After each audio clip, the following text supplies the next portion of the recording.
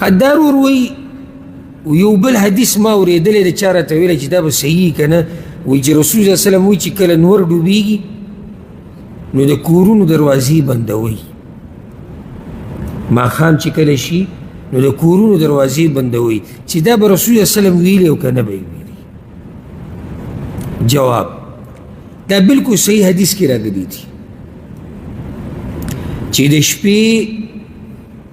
چې کله شپه راننوځي دغه اولنی وخت نه دی دې ټیم کې دروازې بندوئ او دغه شان چې کله اوده کېږئ حدیث کله چې کله اوده کېږئ نو د کور دروازې بندوئ جابر رضی الله عنه حدیث دی په صحیح بخاري صحیح مسلم کې دی رسول صلی الله علیه وسلم وی اذا کان جنح اللیل او امسیتم کله چې شپه شي دا اولنی ټیم رانشي فکفوا صبیانکم په دغه ټیم کې خپل واړه بهر ته مه پرېږدئ دا اولنی ټیم نه دی په دې کې واړه بلکل بهر مه پرېږدئ فإن الشیطان ینتشر حینئذ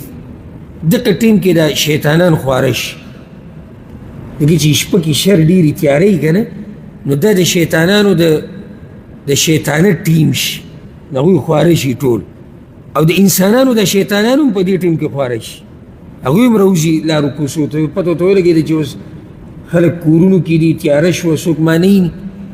نو رسول الله وسلم وایي دې ټیم کې ماشومانان مه پرېږدئ فاذا ذهب ساعة من الليل فخلوهما څه وخت شپه تېره شي بیا خیر دی که واړه وځي بیا رسول الله وسلم وایي اغلقوا الابواب او دروازې بندوئ واذكروا اسم الله او یو د الله نوم علی فإن الشیطان لا يفتح بابا مغلقا شیطان لوی الله دا طاقت نه دی ورکړی چې بند دروازه کولاو کی دا الله رب العزت یعنی چې الله یې ورنکي طاقت کنه لکه د ټولو دنیا راجمع شي یو کار نشي کولی رب العالمین دا طاقت شیطان له پیري له نه دی ورکړی چې د بند دروازه هغه کولاو کی دغه شان رسول الله وسلم وی او خپل لوښي چې دی هغه پټ کوي کټوۍ ده منګې دی پتیله ده په دې باندې څه کېده وایي د الله نوم ورسره یاد کا او یو حدیث کې داسې راځي رسول الله وسلم وایي شیطان چې دی بنده کټوۍ منګې هر قسمه لوښي دا نشي کولاولی ولا يكشف اناء او محدثینو په دې باندې باب هم دې حدیث باندې دقه شان تړلی دقه مسله راوړې نو دا مسله بالکل صحیح حدیث نه ثابته ده دا شپه چې ده دا د شر ځای دی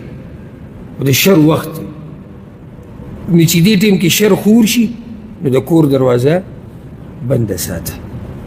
او یوازې مسله د پیریانو نه دی چې رسول الله وسلم بیان کړی دروازه بنده ساته دې ټیم کې د پیریانو شیطانانو مرامیتوب کوي او د انسانانو د شیطانانو هم دي که نه د ورځې خو څوک نشي راتلی په دروازه باندې که دروازې هلته اکثر دروازې زموږ د کورونو کولاو وي د ورځې خو څوک خو شیطانت نشي کولی خو چې شپه شي او ته دروازه کولاو پرېږدې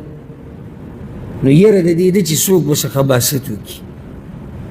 ځکه رسول الله وسلم وایي چې د دروازه هم بنده که په لوښې سرتور دی څه شی پکې ده هېڅ پته نه لګي شپه ده تیاره ده تا ته هم څه نه ښکاري دې ته څه ولیدو دې کې څه لاړو بل څه چلو شو ته راپاڅېدې دې نه څه خورې دې نه څه څکې نو نقصان اولنی او اخرنی موږ ته دی او د شریعت په هره خبره کې زمونږ خیر دی د دنیا او د آخرت نو دا مسله صحیح حدیث کې ثابته ده